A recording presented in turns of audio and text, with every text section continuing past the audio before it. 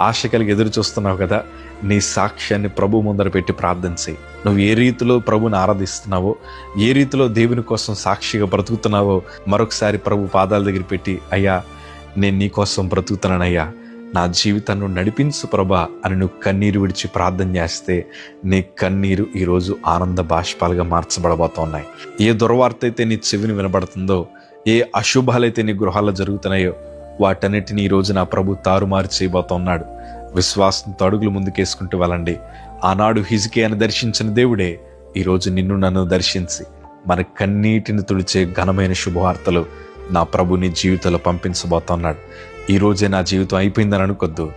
దేవుడిని నిలబెట్టే రోజులున్నాయి, దేవుడిని ఆశీర్వదించే రోజులున్నాయి, దేవుడిని కన్నీటిని ఆశీర్వాదంగా నాట్యముగా మార్చే రోజులున్నాయి.